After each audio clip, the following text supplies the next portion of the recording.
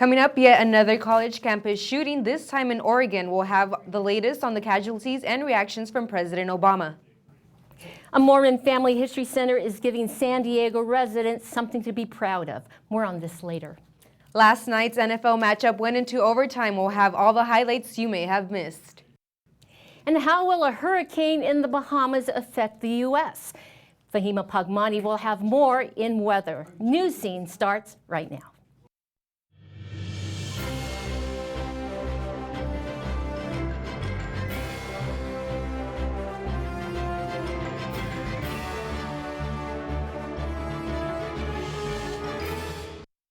Hello and welcome to this week's edition of Newscene. I'm Ivy Villalobos. And I'm Ruth Eggett. Thank you for joining us. For the 15th time in recent months, President Obama addresses the nation over another massive school shooting. This time it happened at a small community college in Southern Oregon. Sam Sandel is here to take us through what happened. Sam? Thank you, Ruth. A terrifying scene yesterday with 10 dead and 7 injured has left a community and the country grieving.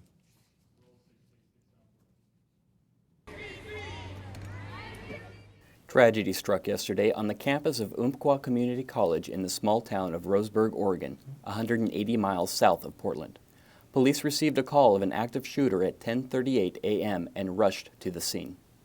Multiple shots were fired, and we just immediately began running. And still didn't know really what was going on, but I knew the look and the fear on my teacher's face that it was serious. We all kind of ran different directions. Once we got out of the building, people were running in every direction. I ran to a hill. Everybody was just running everywhere. Officers found the gunman in a classroom. Exchanging shots with him. He's in a classroom. It's going to be the southeast side of St. Paul. The gunman, identified as 26-year-old Chris Harper Mercer, was killed during the shootout with police. Mercer was reportedly wearing body armor and carrying 3 pistols and a rifle. President Obama addressed the nation and expressed both anger and frustration. Somehow this has become routine. We've become numb to this. May God bless the memories of those who were killed today. May He bring comfort to their families and courage to the injured as they fight their way back. And may He give us the strength to come together and find the courage to change. I would like to add that there are conflicting reports if Harper was a UCC student, and authorities are now saying that a total of 6 weapons have been discovered at the scene. Also, a search of his apartment turned up an additional 7. In a news conference this morning, ATF agents said that all of the weapons were purchased legally. Back to you, Evany.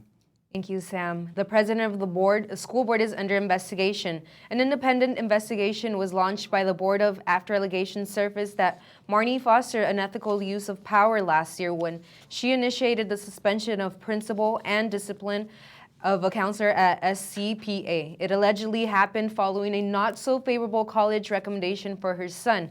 Foster is also accused of abusing her power of influence by hosting a fundraiser event for her son's college tuition that was posted on the district's website. Foster explained she made a mistake of the heart. The investigation should take 30 days at the time a decision will be made.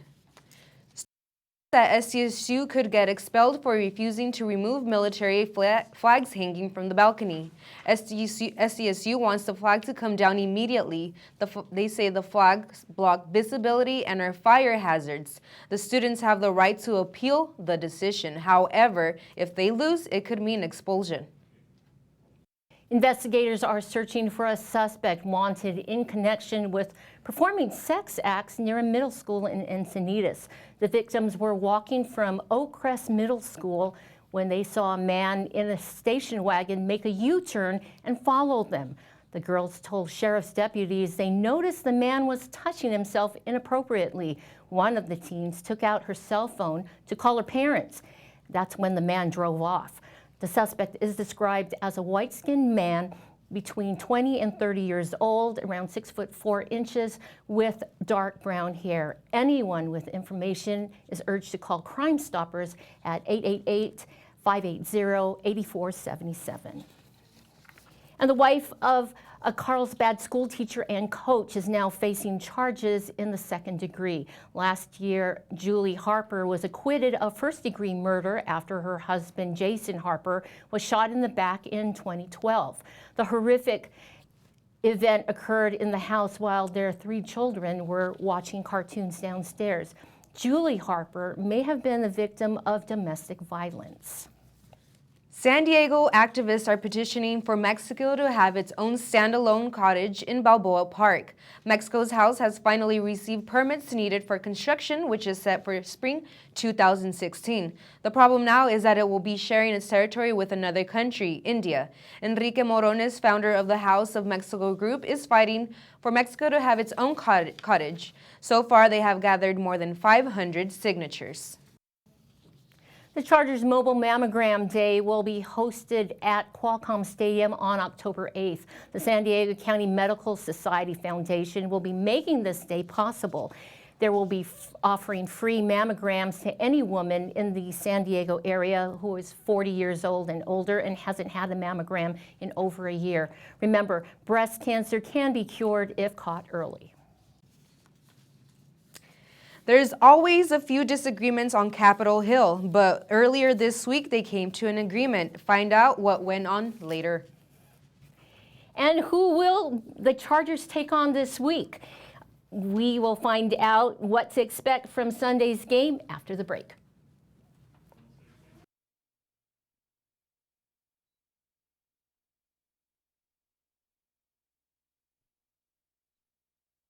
For 40 cents, I got an egg. I got gum. I got a hairnet. A kazoo. A candy necklace. An orange. A Band-Aid. For 40 cents, I got one of these. I got a really great hat. I got half a song. Extra mayonnaise. A stamp. Helium. Some bling. Some fries. Balloon dog. Fabric softener. This much of a Shirley Temple. I got a mustache. An apple. Sprinkles. 15 minutes of parking and a ticket. Lipstick. 2 pills a day is what it takes to stay alive. If you're HIV positive, those pills cost about 40 cents a day.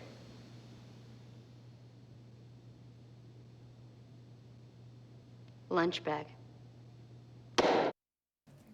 Russia conducted its first airstrike in Syria, killing 36 people. According to Russia's defense ministry, the airstrike targeted 8 ISIS areas. U.S. Defense Secretary Ash Carter stated that the strike wasn't intended for ISIL's forces. ISIL is another acronym for ISIS. The U.S. is removing all spies from China in the wake of a cyber attack on the Office of Personnel Management. Over 21 million people had their personal information stolen, including copies of fingerprints of some 5 million government employees. The U.S. has yet to officially name the hackers responsible, but China is expected for the attack. The decision to pull spies is a precaution to ensure that U.S. Embassy employees working as counterintelligence agents aren't compromised. We'll keep you updated as more facts become available. Suspects are arrested in the shooting death of a student earlier this week. On Monday, Los Angeles police arrested 2 men for murdering Andrea Del Vesco, a 21-year-old sorority member at UCLA. Alberto Medina of Fresno and Eric Marquez of Westwood are being held in a banned jail on a murder charge.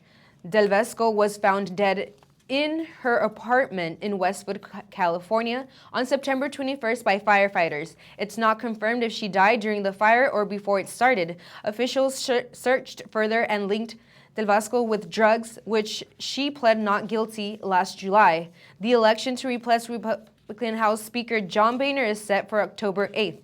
Last week, John Boehner resigned as House Speaker and later announced he would stay until October 30th. The announcement of the election comes after a meeting among the House Republicans in which Boehner was not present. Not everyone is agreeing on the rushed elections. Some members of the Conservative Party, along with Republican Scott Peters, would like the elections to play out longer for a more successful choice. The frontrunner for House Speaker is Republican Kevin McCarthy of California, followed by Steve Scalise of Louisiana.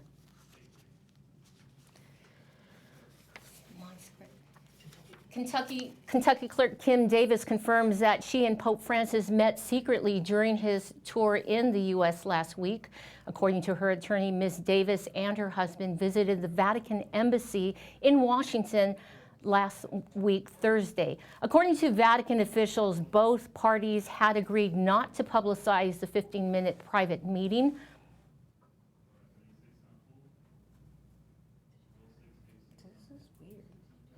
That's wrong. Yeah. It's wrong. It's not the right. It's not a prompter. It went, damn it, I made prompter too. I must have been my mistake. Really very humbling to even think that he would want to, you know, meet me or know me. I put my hand out, and he reached and he grabbed it, and I hugged him, and he hugged me, and he said, "Thank you for your courage." After defying a court order to issue marriage licenses to same-sex couples. A day before his meeting with Davis, Pope Francis also met with a same-sex couple from Argentina. Last night was an exciting night for NFL fans, and Carrie Bryant is here with more.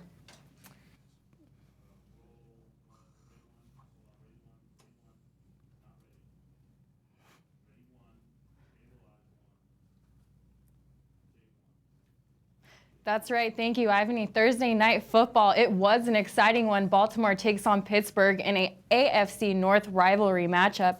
Mike Vick filling in for Roethlisberger, who is recovering from a knee injury. And Vick pulls it off the first half, as you can see here. As you can see here, keeping the Steelers up by 3 until the fourth quarter.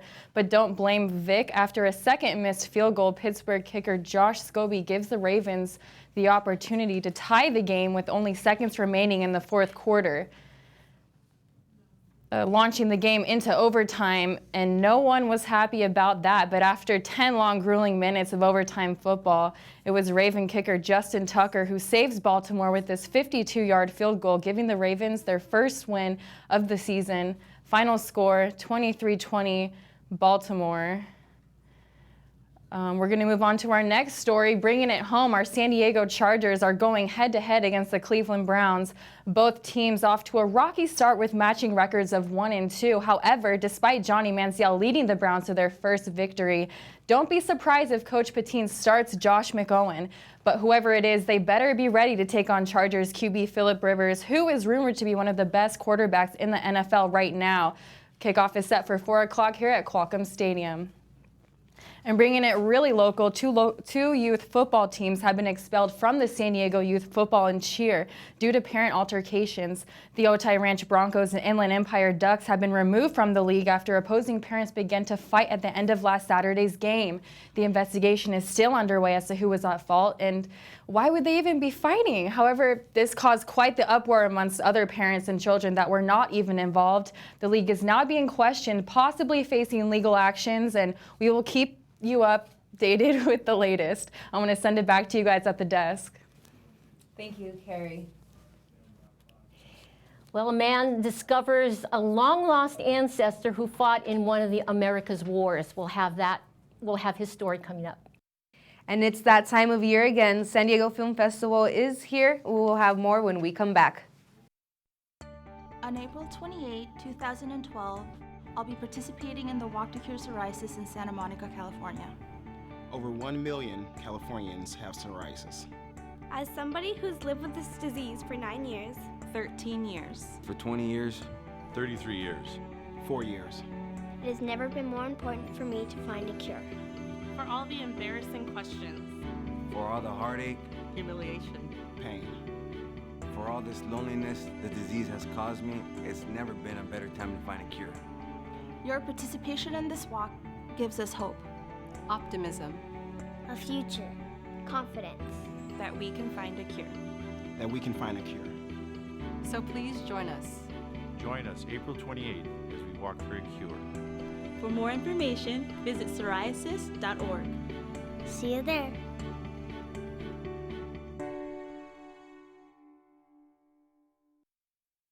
It's me. It is you. And I'm on 3. I'm coming on 3. Yeah.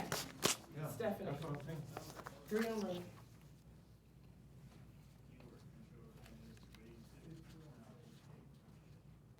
Finding connection to your ancestors can prove exciting, especially when you had no knowledge of them in the first place, or maybe you had a little hint of the possibility. We talked to folks who help the living get in touch with those dearly departed family members. Is Charles Homer Hartley, is that your grandfather? Charles Hartley. I didn't know his name was Homer. Okay. Every Sunday at the Mormon Family History Center in Allied Gardens, consultants help patrons connect to their ancestors. This Elizabeth, that's the one that's got me curious. Bob Talbot comes here to understand his roots. We find things that I've never even known about. And whether it be a trait or something about why they were given a certain name or even a nickname for that matter. It just brings so much light into whoever it is. Kay Bullock helps Talbot flesh out the details of his family's story.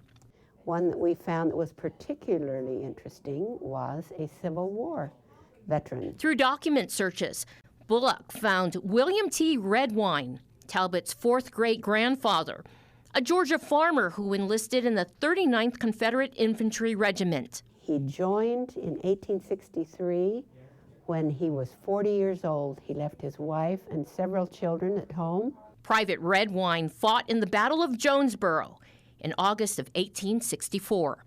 He was captured by the Union Army and taken to Camp Douglas in Illinois, where he shortly died of smallpox.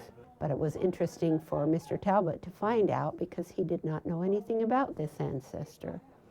And we've just been making some interesting discoveries. They're very thorough, and of course they want to make sure, to ensure, I should say, the accuracy of everything, all the events, all the people, in terms of names, dates. So far, Bullock has compiled one family history binder filled with documents, pedigree charts, and family stories in the 3 months she's worked with Talbot. She says it's her passion.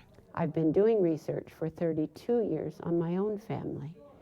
And it's a great love of my life to find out who I am based on where I came from and my ancestors.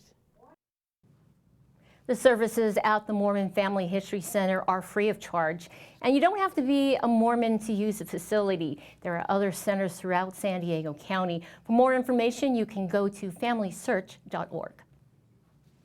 The DA has finally made their decision over a car crash involving Caitlyn Jenner. Stephanie Roach is here with us to tell us more. Stephanie? Olympic gold medalist and TV reality star Caitlyn Jenner, also known to some as Bruce Jenner, will not be facing manslaughter charges. Last year, 69-year-old Kim Howe was killed after her Lexus was rear-ended by Jenner's Cadillac SUV. Her family's attorney says despite the judge's ruling, the family will continue their efforts to make sure that justice will be served after the loss of their loved one. 3 additional women came forward Wednesday claiming sexual assault from comedian and former TV actor Bill Cosby. This comes to an additional hit on Cosby as he is also being stripped of several of his honorary doctorate degrees. Christina Paxson, president of Brown University, stated in a campus-wide email that, quote, "The conduct that Mr. Cosby has acknowledged is wholly inconsistent with the behavior we expect of any individual associated with Brown," unquote. The woman who came forward stated that the sexualized attacks occurred back in the 1970s and 80s. Cosby continues to deny all accusations. Asia's largest film festival has also kicked off yesterday. The Busan International Film Festival, hosted in Busan, South Korea, has been on the rise since they first started 20 years ago. Despite budget cuts threatening the downfall of the festival, they were still able to rack in over $12 million in box office ticket sales last year. Speaking of film festivals, the 14th annual San Diego Film Festival is now fully underway. Continuing through the weekend, over 100 diverse films will screen in theaters found in the Gaslamp and La Jolla. The festival offers a variety of access passes that people can choose and pick from that suits them best, whether it's one-time showing or an all-access pass. That's all I have this week for entertainment. Ivan E. Ruth, back to you at the desk. Thank you, Stephanie. Students and staff at City College are receiving recognition for their efforts. More on this later. And all sun, but maybe a little rain. Stay tuned for your weekend forecast. For 40 cents, I got an egg. A good gum. I got a hairnet. A kazoo. A candy necklace. An orange. A Band-Aid. For 40 cents, I got one of these. I got a really great hat. I got half a song. Extra mayonnaise. A stamp. Helium. Some bling. Some fries. Balloon dog. Fabric softener. This much of a Shirley Temple. I got a mustache. An apple. Sprinkles. 15 minutes of parking and a ticket. Lipstick. 2 pills a day is what it takes to stay alive if you're HIV positive. Those pills cost about 40 cents a day.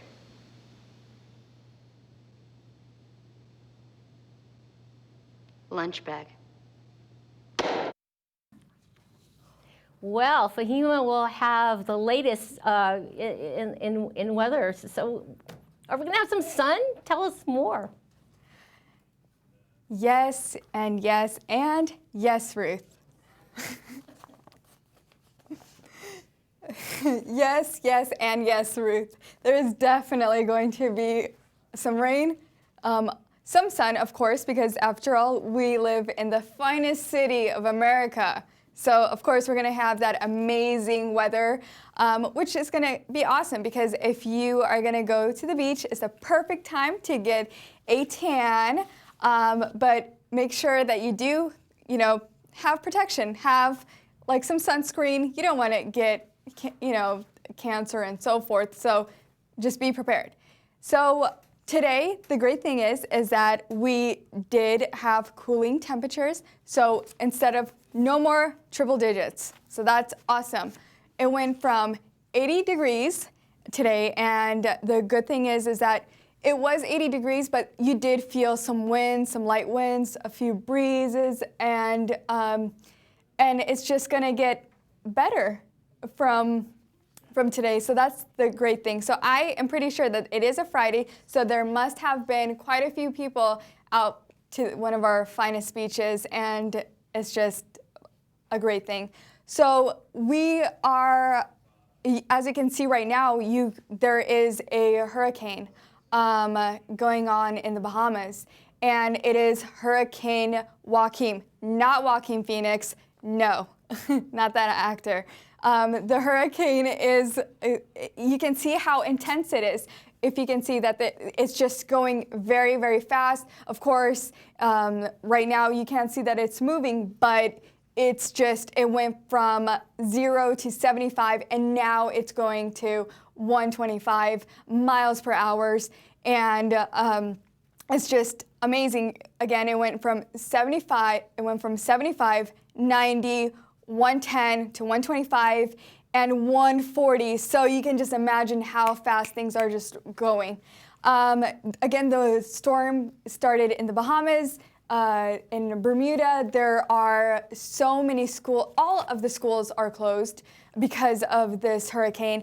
There are thousands of people who are without electricity, power, so a lot is happening in the Bahamas, and we don't know if it is going to affect us in the US, but the great thing is that all of the Carolinas, North Carolina, South Carolina, Florida, Georgia, they are all preparing for this because Hurricane Katrina had hit us and it went very, very bad to us. And so it's just, the great thing is that it's starting to, the great thing is that it's gonna die down, and thank you for tuning in, and back to you, Ruth.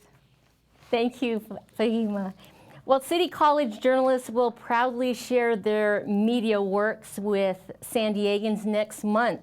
City Times and Legend magazine, 2 journalism-affiliated publications, will receive awards from the San Diego Press Club. City Times, which is the student newspaper here at San Diego City College, and its new magazine counterpart, Legend, received 11 awards for its student work this year from the San Diego Press Club. So Legend and City Times also will be winning some staff awards for general excellence. Congratulations to city staff, and we will be celebrating their success as well. Scientists confirmed for the first time that Mars shows signs of liquid water on the surface. The presence of salty water led experts to discover some dry water channels that show how some billion of years ago the red planet had rivers, lakes, and maybe even an ocean. The new findings have made scientists to consider the possibility of that some of the form of life could inhabit Mars today. NASA's administrators are making plans to send a spacecraft to look directly for life in 5 years. That's it for this week's episode of Newscene. I'm Ivy Villalobos. And I'm Ruth Agate. Thanks for joining us. Have a great weekend. What are your plans? My plans? Well, I guess we have a little time. So maybe I'll take a camera out and go shoot some fun video. Yeah, well, luckily it's my birthday falls on a Saturday, so I'll be up in LA going to Universal Studios for horror nights. That sounds should be fun. Fun. I know a lot of people get scared, but I kind of like the whole excitement. Yeah, fun. great. Yeah, you know what? I would love to go to Disneyland. Yeah. Because you know what? I need a break. Just really exhausted. School. I mean, I teach at 2 different schools, and so it's like, yeah, and just want to have a vacation. Can't we just have a vacation day or add more hours to the day? Of course. And like Fahima said, the weather should be great, sun, so it'd be perfect, you know? Yeah. Beach. That would be a lot of fun. It would. Maybe we should be thinking about making taffy. What do you think? Taffy, like chocolate taffy. You know, where you have to pull it and it tastes really good. Oh, but you know what's also happening? Like, it always falls on my birthday too, October 3rd to the 4th, is the Miramar Air Show.